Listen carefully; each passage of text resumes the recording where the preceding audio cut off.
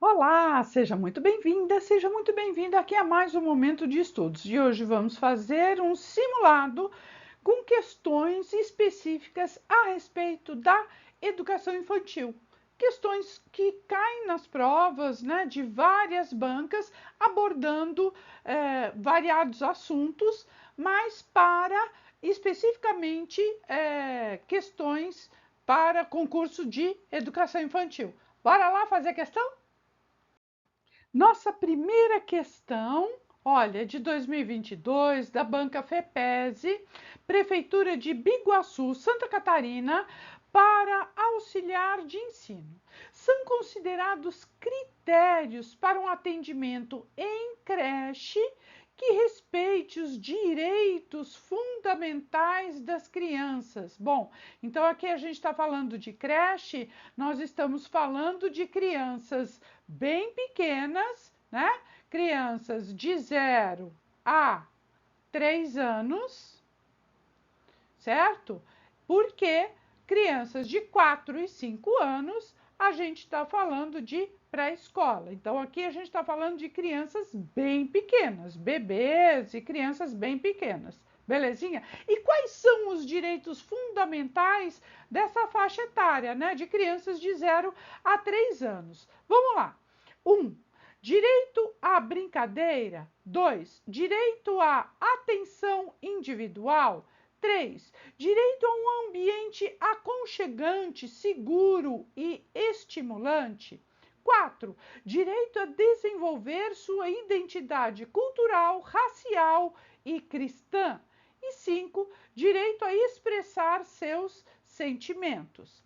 Analise a alternativa que indica todas as afirmativas corretas, ou seja, é para assinalar, né, qual a alternativa que vai falar quais são as frases, né, os itens aqui corretos. Belezinha? Vou te dar aí alguns minutinhos, mas eu tenho certeza que conforme eu fui lendo, você já foi gabaritando, né? Mas vamos lá, vou te deixar aí uns minutinhos.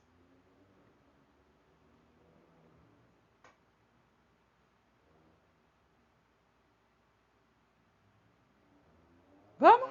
Belezinha? Podemos continuar? Olha só. 1. Direito à brincadeira. E aí, isso é um direito das crianças de 0 a 3 anos? Sim ou não? Correto, né? Então, sim, isso aqui sim está correto, né? Então, direito à brincadeira. Agora, olha só, como aqui a gente está estudando, mas também estamos nos preparando para concursos, você já sabe qual é a dica que eu dou quando a gente tem questões desse tipo. Vai olhando as frases, as alternativas concomitantemente. Então, a gente já sabe que o 1 está correto. Então, todas as alternativas que não tiverem o número 1, a gente já descarta. Então, vamos lá. Olha, no A tem o 1, a gente permanece. No B, olha, 2, 4 e 5. A gente já elimina a alternativa B, porque o 1 está correto, né? O C tem 1, ok, está no páreo ainda. D, 2, 3, 4 e 5. Não tem o 1, a gente já descarta. E aí tem o número 1, então também está no páreo. Então, a gente reduziu de 5 para 3 alternativas. Percebe como isso vai agilizando você na hora de resolver as questões? Então, vamos lá para o segundo direito, né? Olha, direito à atenção individual. Bem, se a gente está falando aqui, né, de crianças de 0 a 3 anos, você considera que isso seja um direito da criança? Sim ou não? Né? O que você considera? Que um direito à atenção individual é sim um direito da criança de 0 a 3 anos, né? A criança que vai para a creche, que está frequentando a creche? Perfeito, né? É isso mesmo. É sim um direito à atenção individual. Então, olha, a alternativa A está no páreo também, né? Porque tem 1 e 2. A alternativa C, 1 e 2, continua no páreo. E a E também continua no páreo. tá? A alternativa 3, veja, ela também está em todas as... a frase 3, né? O direito 3 também está em todas as alternativas. Então, a gente já sabe que é correto, né? Então, a gente só vai ler para ter certeza, né? Olha, direito a um ambiente aconchegante, seguro e estimulante. Sim, isto é direito das crianças bem pequenas, né? De 0 a 3 anos. Agora, olha, o número 4 é um direito que só tem na alternativa E, tá? Não tem no A, não tem no C e só tem no E. Então, vamos lá. Vamos ver se é um direito ou não de crianças bem pequenas de 0 a 3 anos. Direito a desenvolver sua identidade cultural, racial e cristã.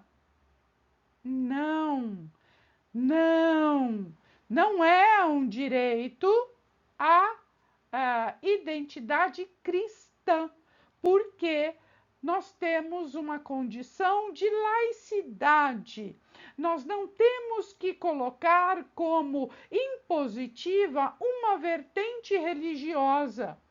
Há crianças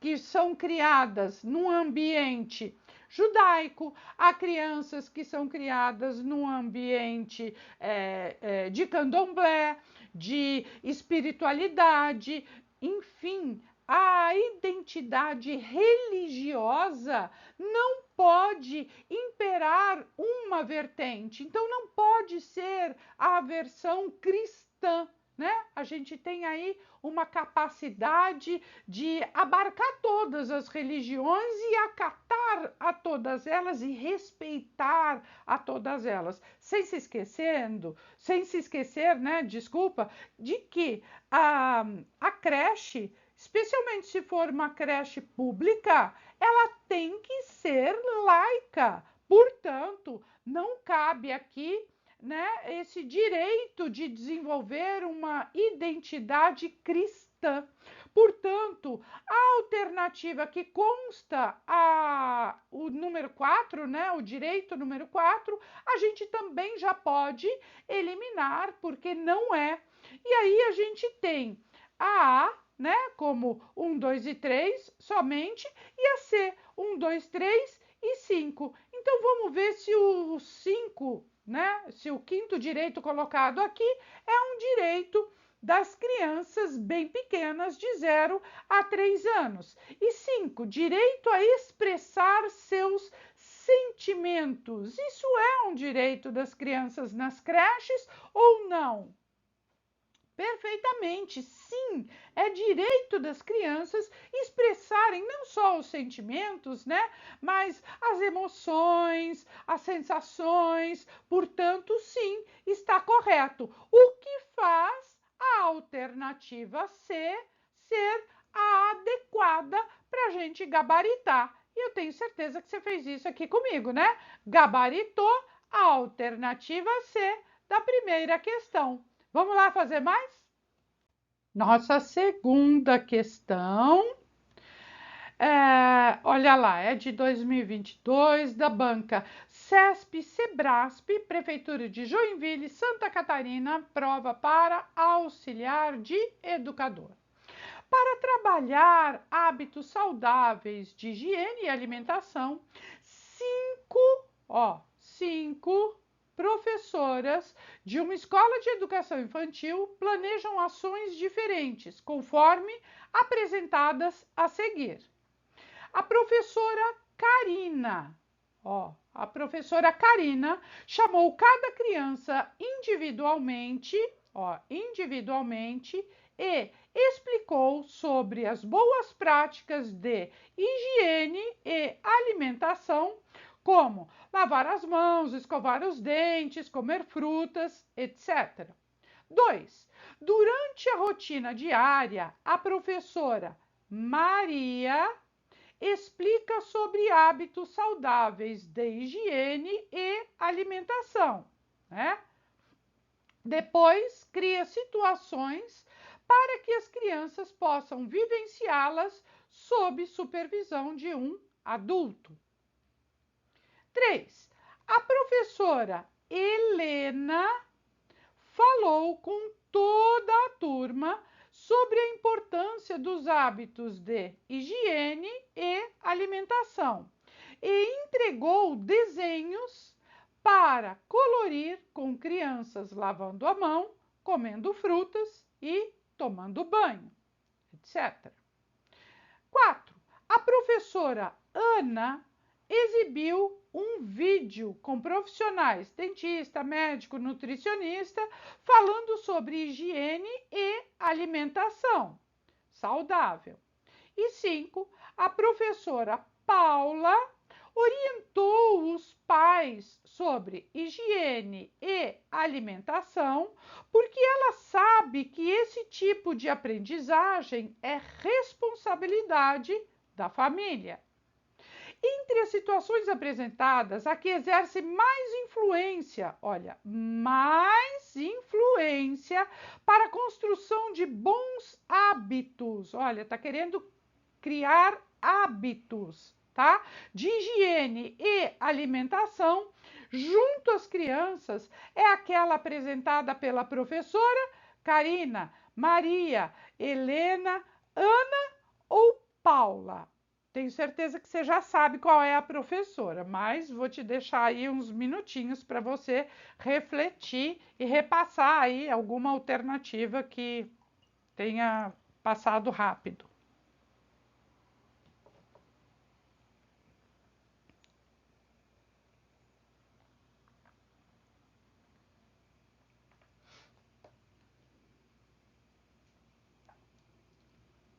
Tudo bem? Podemos ir? Essa tá fácil? Tá difícil?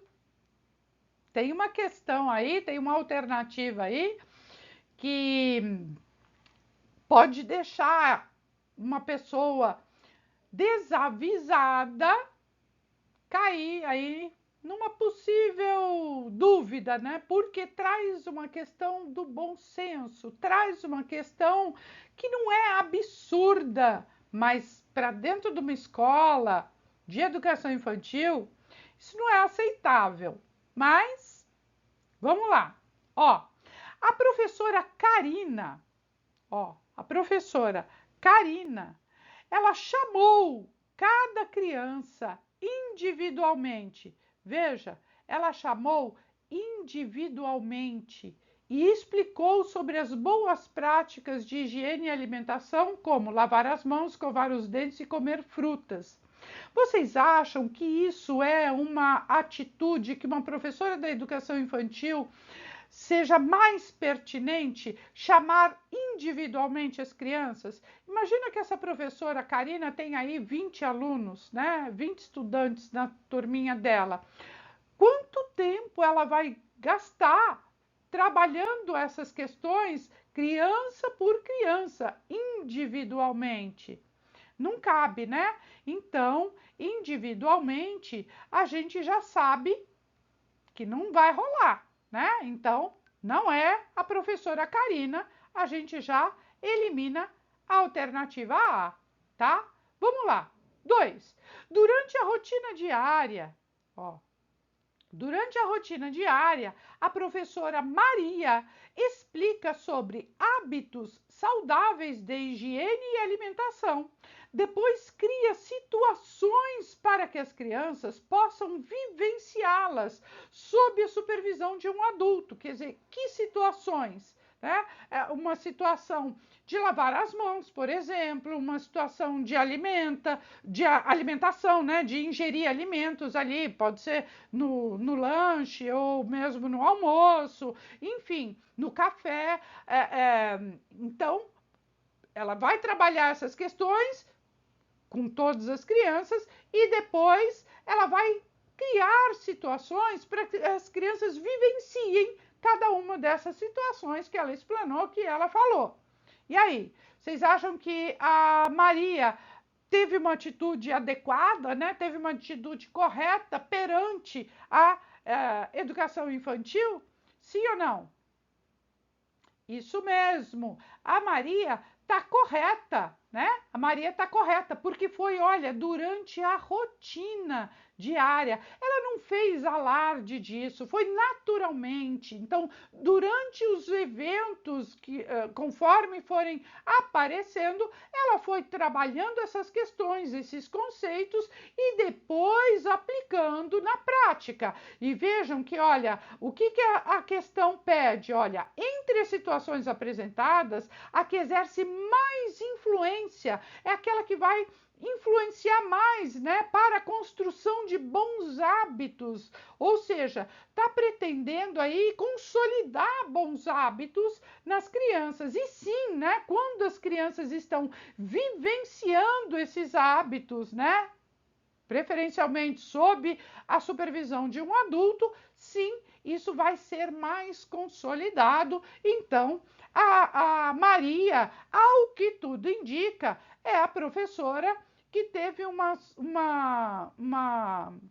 situação aí apresentada, né, mais adequada. Mas a gente vai ver as demais, né? Então, até agora é a nossa alternativa. Vou deixar só um risquinho, porque vai que a Helena, a Ana ou a Paula, né, consigam algo maior. Vamos lá. 3. A professora Helena, ó, aqui, ó. Professora Helena falou com toda a turma sobre a importância dos hábitos de higiene e alimentação e entregou desenhos para colorir com crianças lavando a mão, comendo frutas ou tomando banho. E aí? Foi aqui que eu falei que pode, como está no senso comum, pode ser que alguém escorregasse. Olha, por que que esta não é a adequada? Se eu quero criar hábitos, né? Olha só, se eu quero bons hábitos, então eu tenho que fazer com que as crianças exerçam aqueles hábitos, desenvolvam aqueles hábitos fazendo. É uma questão procedimental. Eu preciso ensinar ali o procedimento e mantê-las sob a supervisão de um adulto. E aqui ela fala, olha, entregou desenhos para colorir. Quando a criança está colorindo um desenho, não necessariamente ela está incorporando hábitos saudáveis, né? Ela está fazendo um exercício mecânico de pintar ali uma folha qualquer. Então, esta alternativa, né, a 3, não é a correta, tá? Não é a adequada. Então, a professora Helena, que é a alternativa C, a gente também já descarta. 4. A professora Ana. Ó, a professora Ana exibiu um vídeo com profissionais, dentista, médico, nutricionista, falando sobre higiene e alimentação saudável. Vocês acham que as crianças assistirem um vídeo aonde os profissionais vão falar a respeito de higiene e de alimentação, que isso vai estimular hábitos saudáveis por parte das crianças? Isso pode até auxiliar, mas não é isto que vai fazer com que as crianças ponham a mão na massa, que elas desenvolvam ali habilidades de fazer, né? De lavar as mãos, de escovar os dentes, de se alimentar saudavelmente. Portanto, também não é a professora Ana. Com isso, a gente já elimina a alternativa D também. Vamos lá para a última frase, né, da professora Paula. Ó, a professora Paula orientou os pais sobre higiene e alimentação, porque ela sabe que esse tipo de aprendizagem é responsabilidade da família. Olha, aqui está uma outra pegadinha, porque fica no senso comum que estas questões têm que ser trabalhadas exclusivamente na família. Ok, é responsabilidade da família, né? Desenvolver ali hábitos de higiene, alimentação saudável. Entretanto, não é exclusividade da família. Cabe sim às creches e pré-escolas, e por que não o ensino fundamental também, né? Estimular hábitos saudáveis de alimentação e de higiene. Então, não cabe à professora Paula orientar os pais sobre higiene e alimentação. Ela tem que orientar os estudantes dela, não os pais. Quem são os estudantes dela? A clientela que está frequentando a sala de aula dela, né? E não os pais. Portanto, a alternativa E, professora Paula, também a gente descarta. E sim, com certeza, é a alternativa B, a professora Maria, que está na alternativa B, que fez você gabaritar comigo, porque é a Maria que na rotina do dia a dia explicou sobre os hábitos de higiene e alimentação e depois proporcionou que estas ações fossem executadas, desenvolvidas pelas próprias crianças. Belezinha? Bora lá fazer mais? Terceira questão, 2022, Banca Unoesc, Prefeitura de Maravilha, lá em Santa Catarina, professor de anos iniciais. De acordo com Cagliari, 2009, o segredo da alfabetização é a leitura. É ensinar o aluno como decifrar a escrita, tá? Então, está falando que a alfabetização é leitura e escrita. Quando a criança começa a ser alfabetizada, ocorre uma mudança completa na sua forma de entender e ver o mundo. Essa etapa é muito importante para as crianças, havendo diversos métodos e formas para que a alfabetização ocorra. Relacione os métodos de alfabetização adequadamente. E aí tem alfabético ou soletração, 2, né, ó, aqui o 2, o método fônico, 3, o método silábico, 4, o método da palavração, 5, o método da sentenciação e 6, o método global. E aí, as frases, né, para você associar. O foco é a compreensão das frases e só depois nas palavras que as compõem. Segunda frase, né? Geralmente associado aos contos e histórias. Tudo começa pelo texto. Terceira frase, associa o nome da letra à sua representação visual e ao som que ela adquire na palavra. Outra frase, parte de pequenas unidades individuais, ou seja, consoante mais vogal, até chegar às mais complexas. E mais uma frase, começa com os sons, mais simples para os mais complexos, das vogais para as consoantes. Depois, formam-se as sílabas e as palavras.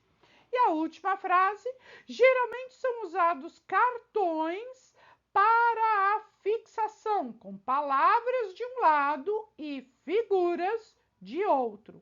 A sequência correta está em A, B, C ou D. Se diverte aí uns minutinhos que a gente já vai destrinchar isso. E lembrando, tá? A respeito desses métodos todos de alfabetização, aqui no canal tem um vídeo que fala de cada um deles, tá? Destrincha isso aí de forma bem didática, cada um desses. Mas aqui a gente consegue resolver.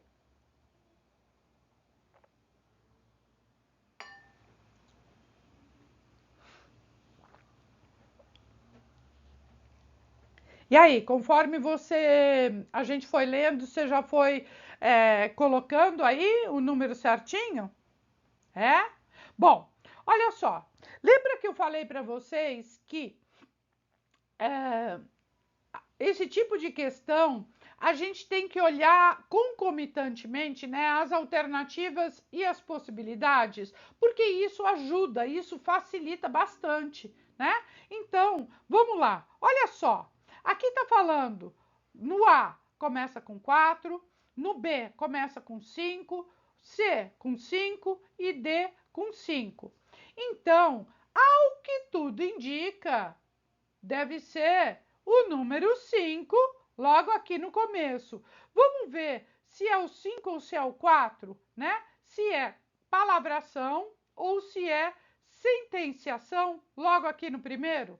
Olha, foco é na compreensão das frases e só depois nas palavras que as compõem. Olha, se eu estou falando de frase, né? Se eu estou partindo para compreender a frase, é uma sentença, né?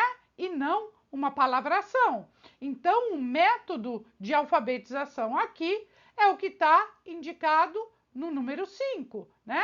Então, na sentenciação, né, o foco é na compreensão das frases. Então, a gente já elimina a alternativa A, tá? Então, se em vez de ficar com 4 alternativas, agora eu já tenho 3 alternativas. Vamos continuar com o mesmo raciocínio. Olha só, a B tem 6, a C 3 e a D 6 horas. Aqui é a única que está com 3. E o 3 o que é? Silábico. E o 6 é global. Então, vamos destrinchar aqui. Olha, geralmente associado aos contos e histórias. Tudo começa pelo texto. Olha, se tudo começa pelo texto, não pode ser silábico, né? Porque silábico vem de sílaba e é, então, o método global. Então, aqui é o número 6. Se é o número 6, eu já eliminei também mais uma alternativa. Se eu tinha 4 alternativas, agora eu só tenho 2.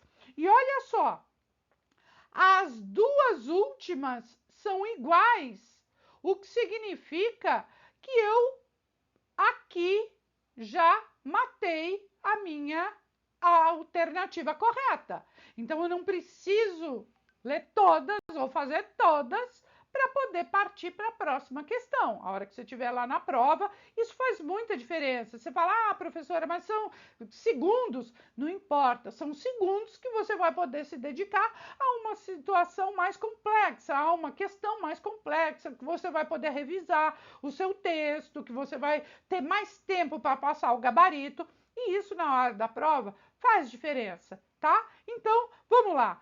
Aqui tá 3 e 1 e aqui 1 e 3. O 1, o que é? É alfabético ou soletração e o 3 é silábico. Se a gente matar essa charada, quem é o silábico e quem é o alfabético, a gente vai resolver a nossa questão. Tudo bem? Vamos lá? Bom, aqui, ó, associa o nome da letra à sua representação visual, ó, ao visual e ao som. Então, que ela adquire na palavra. Tá falando da letra, né? Então, se eu estou falando da letra, eu estou falando do quê? De uma soletração. Eu estou falando do método alfabético ou da soletração, tá? Então, aqui é número 1. E aí, a gente já matou aqui a nossa alternativa. Correta é a alternativa D. Mas a gente vai continuar vendo aqui as últimas frases, né? Só para a gente ter certeza se é isso. Mas veja que aqui você já podia partir para uma próxima questão. Tudo bem? Vamos lá. Ó, parte de pequenas unidades individuais, consoante mais vogal. Gente, consoante mais vogal forma o que, se não uma sílaba, né?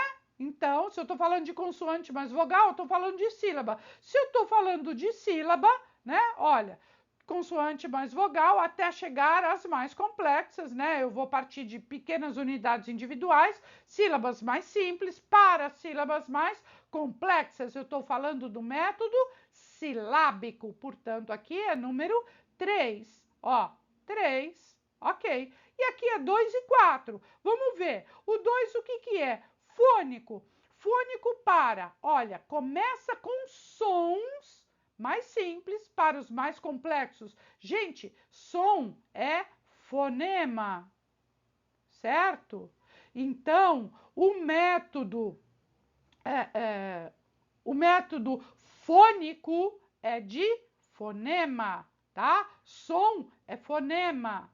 Grafema é a letra, né? É a escrita das letras. Eu estou falando de fonema, eu estou falando, portanto, do método fônico número 2, tá? E aqui só pode ser o número 4, né? Que é a palavração. Olha, geralmente são usados cartões para fixação com palavras. Olha a dica que deu aqui, né? Com palavras de um lado e figuras do outro, né? São aqueles cartões que a criança vira, né? De um lado está escrita a palavra, no verso ou do outro lado tem um desenho, tá? E aí a criança vai associando a escrita daquela palavra representada ali pelaquela figura. Portanto, eu tenho certeza que você está gabaritando aqui comigo, né? E gabaritou o quê?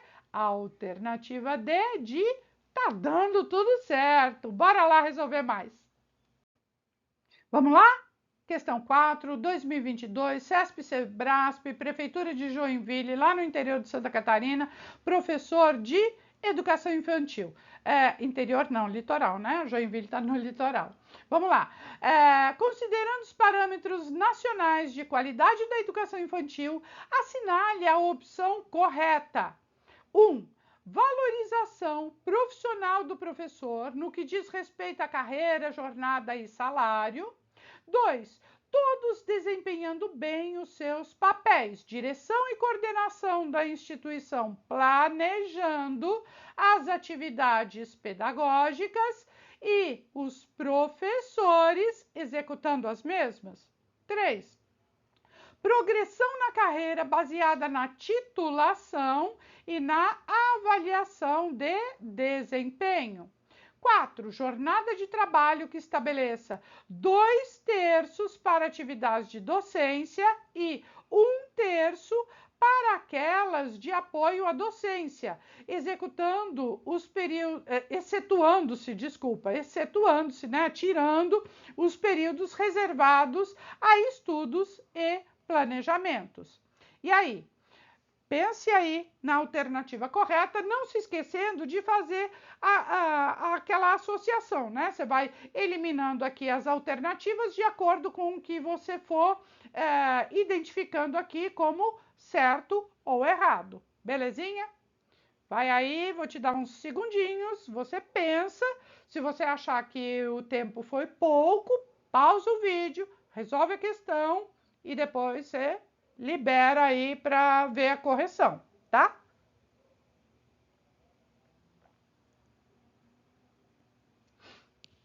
E aí, podemos? Essa também tá tranquila, né? Também tá fácil. Olha só. 1. A valorização profissional do professor no que diz respeito à carreira, jornada diária, né, de trabalho e salário, está correto ou não? Está lá no padrão de qualidade, né, nos parâmetros nacionais de qualidade para a educação infantil? Beleza, e isso está sim, e não é só para a educação infantil, é para toda a educação básica, né? Tem que valorizar o professor no que diz respeito à carreira, no que diz respeito à jornada diária, no que diz respeito a salário. Então, a primeira frase está correta. Vamos lá olhar? Olha, aqui tem um, todos estão certos, ok? Apenas o 2 e 3, a gente já elimina a alternativa B, porque a gente já sabe que o 1 está correto. Então, eu não sei se o 2 e 3 estão corretos, mas o 1 está e não é a alternativa B que contempla. E o 4 também tem um 1, então beleza. Vamos lá? 2. todos desempenhando bem os seus papéis, direção e coordenação da instituição, planejando as atividades pedagógicas e os professores executando as mesmas. Quer dizer, professor só executa, ele só faz aquilo que o diretor e o coordenador pensaram e planejaram? Claro que não, em espécie alguma. Isso não cabe, né, na vida de um professor. Ao professor cabe o seu planejamento e o desenvolvimento daquilo que foi pensado por ele, e não pelo diretor ou pelo coordenador, tá? Então, a segunda frase está equivocada. Então, aonde tiver o número 2, a gente já elimina, que aqui no caso é a letra C, né? Porque tem aqui o 2 está errado, e o E, porque todos os itens estão certos, o 2 a gente já sabe que está errado. Então, aí a gente ficou entre os itens 3 e o item 4. Belezinha? Vamos lá? 3. Progressão na carreira baseada na titulação e na avaliação de desempenho. Perfeito! Isso está sim contemplado não só nos parâmetros nacionais de qualidade, mas inclusive na legislação educacional, né? Que prevê lá avaliação de desempenho, que prevê titulação, progressão na carreira de acordo com a titulação. Então, sim, o 3 está correto. Se o 3 está correto, aqui o 4 não pode estar, né? Porque eu só tenho ou 1 e 3, ou 1 e 4. Eu já sei que é a alternativa A, mas eu vou ver ainda o 4. Ó, jornada de trabalho que estabeleça 2/3, ó, 2/3 de atividade docência e 1/3 para aquelas de apoio à docência. Quer dizer, 2/3 eu faço o desempenho do papel do professor, né? E o 1/3 da jornada eu vou trabalhar no apoio ao professor. Isso não tem sentido nenhum, tá? Então, não é assim, excetuando-se os períodos reservados para estudo e planejamento, esquece, né? Esquece que parâmetro de qualidade nenhum vai estabelecer esta divisão. Belezinha? Então, esta aqui está equivocada, portanto, a gente elimina também a alternativa D, mas a gente já sabia a resposta correta e eu tenho certeza que você gabaritou aqui comigo, a alternativa A. Bora lá fazer mais? Questão 5, 2022, CESP-CEBRASP, Prefeitura de Joinville, auxiliar de educador. Para um trabalho escolar adequado e condizente com as normativas brasileiras da educação infantil, ou seja, está falando aqui de legislação, certo? Ó, de acordo com a legislação brasileira sobre a educação infantil, as crianças precisam vivenciar experiências que... Coloquem a alfabetização no centro do processo de aprendizagem para fortalecer o desenvolvimento cognitivo por meio de atividades no espaço escolar. B. Valorizem os momentos de brincadeiras, porque assim elas desenvolvem formas de pensar e de solucionar problemas. C. Oportunizem muitas brincadeiras, evitando formas diferenciadas de linguagens, porque assim elas desenvolvem suas habilidades motoras. D. Facilitem o envolvimento das crianças com atividades profissionais da vida adulta para a compreensão de conceitos científicos que elas vão aprender no futuro. Promovam o envolvimento com música, dança e experiências, de forma que a interferência dos adultos para que possam desenvolver a autonomia. E aí, e você identifica qual é a alternativa correta? Vamos lá? Podemos? E aí? Estou indo muito rápido? Não? Então, vamos lá. Ó, A. Coloquem a alfabetização no centro do processo de aprendizagem para fortalecer o desenvolvimento cognitivo por meio de atividades no espaço escolar. Gente, se nós estamos falando de educação infantil e estamos falando de legislação da educação infantil, não cabe alfabetizar. Quem alfabetiza é o ensino fundamental, não é na educação infantil. Belezinha? Então, falou de alfabetizar na educação infantil? Esquece, tá? É alfabetizar lá no ensino fundamental, tá? Então, não é a nossa alternativa correta. B. Valorizem os momentos de brincadeiras, porque assim elas desenvolvem formas de pensar e solucionar problemas. E aí, está correto ou está errado? Correto? Exatamente. É a nossa alternativa. Porque na educação infantil, a legislação e todo o ordenamento, não só legal, mas também orientações, parâmetros, diretrizes, convergem nesse sentido. Educação infantil é para desenvolver brincadeiras, para desenvolver maneiras diferentes de resolver situações, portanto, solucionar problemas de diferentes maneiras, brincar muito, resolver muitas questões, trabalhar com projetos, interatividade, sabe? Todas essas questões estão previstas na legislação a respeito da educação infantil. Belezinha? É a nossa alternativa, mas vamos ver as demais. C. Oportunizem muitas brincadeiras. Ok. Evitando formas diferenciadas de linguagem. Evitando formas diferenciadas de linguagens, não.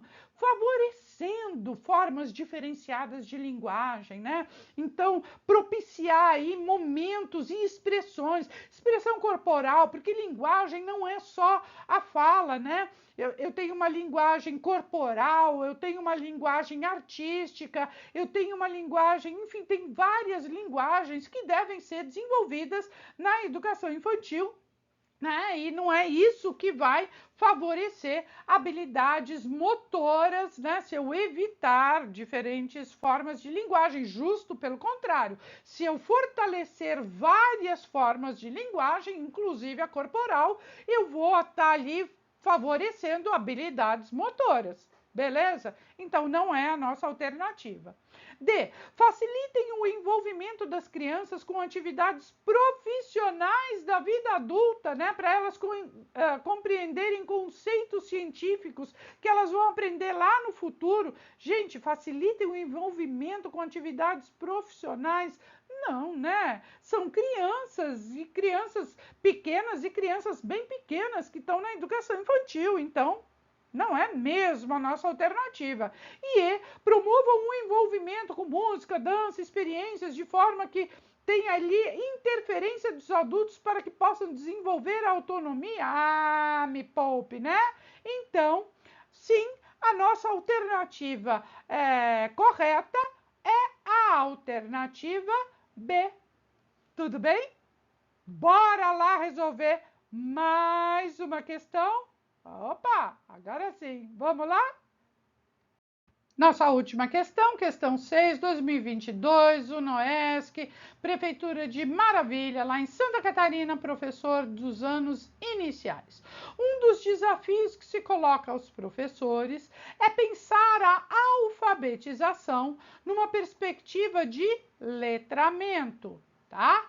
Alfabetizar letrando significa orientar a criança para que aprenda a ler e escrever, levando-a a conviver com práticas reais de leitura e escrita.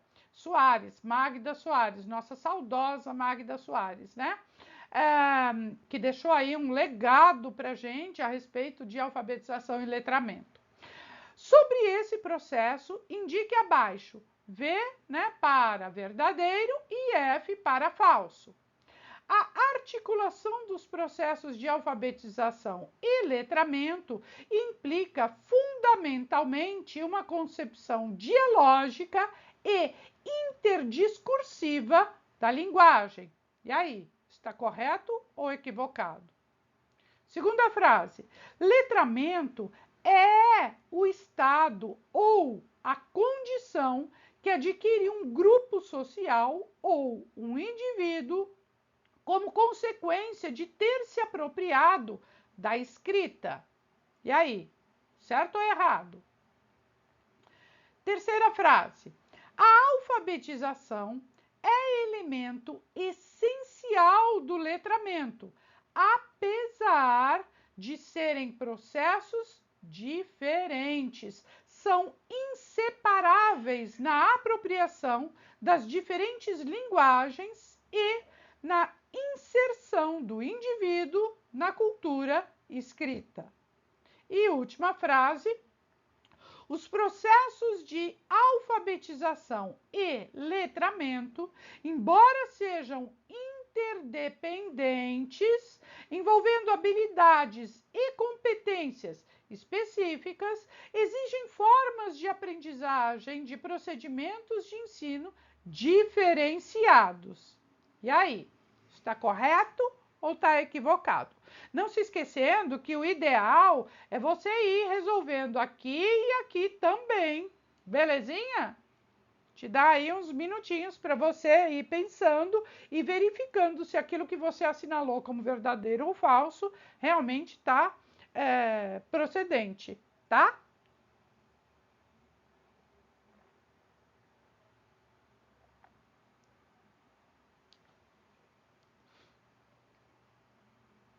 Podemos corrigir?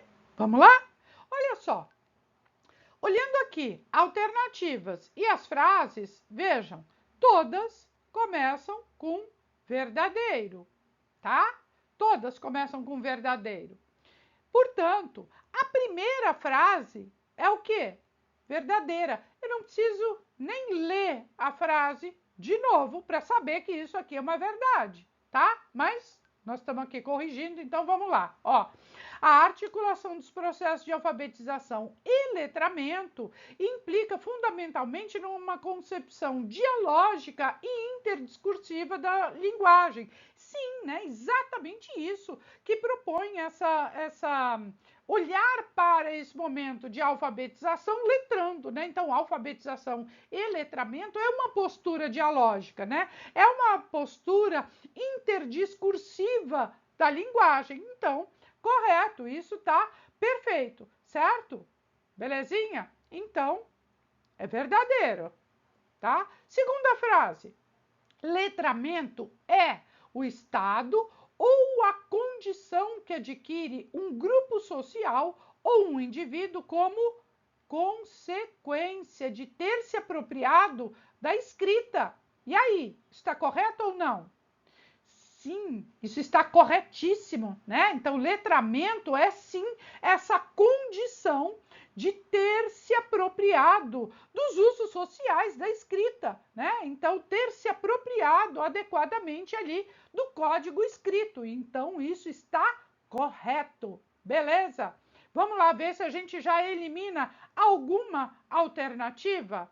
Ó, alternativa C coloca como F na segunda frase e a D como falso também, né? A gente já elimina a D e a C, porque a gente sabe que a segunda frase é verdadeira. Então, aqui é verdadeiro, aqui também é verdadeiro. Olha, você quer ganhar tempo para ir para a prova, né? Para a última questão, aqui era só ir na última frase, tá? Mas como a gente está estudando, a gente vai ver todas, tá? Mas era só ir para a última frase e a gente já matava a questão, sem precisar ficar lendo e refletindo sobre todas as frases, belezinha? Vamos lá. Terceira frase. A alfabetização é elemento essencial do letramento. Apesar de serem processos diferentes, são inseparáveis responsáveis na apropriação das diferentes linguagens e na inserção do indivíduo na cultura escrita. A alfabetização, gente, sim, ela é um elemento essencial, é o que a gente falou na frase de cima, né? A pessoa letrada, ela tem como consequência, tem que ter se apropriado do código escrito. E a alfabetização é isso, é se apropriar do código de escrita, tá? Então, a frase está correta, né? Então, a terceira frase também está correta. Belezinha, é isso aí. Vamos para a última, ó, que é aquela que vai definir a nossa questão aqui, né? Se ela é verdadeira ou falsa, eu vou assinalar A ou B, tá? Os processos de alfabetização e letramento, embora sejam interdependentes é que um depende do outro, e não só um depende do outro, né? Mas um depende do outro, envolvendo habilidades e competências específicas, ou seja, letramento tem habilidades e competências que a alfabetização não tem e vice-versa. Exigem formas de aprendizagem e procedimentos diferenciados. Sim, né? A alfabetização vai exigir ali determinadas condutas e o letramento outras condutas, mas eles se complementam, eles são interdependentes, portanto, a nossa frase está correta, o que faz da nossa alternativa B ser a correta, né? Porque a última frase também está correta. E aí, você gabaritou comigo nosso simulado de educação infantil, apondo aí a alternativa B. Tudo bem? Não esquece de colocar aqui nos comentários o assunto que você quer ver tratado aqui no canal, que a gente faz um vídeo especialmente para você. Belezinha? Um beijo grande, obrigado por me acompanhar até aqui e até o próximo vídeo.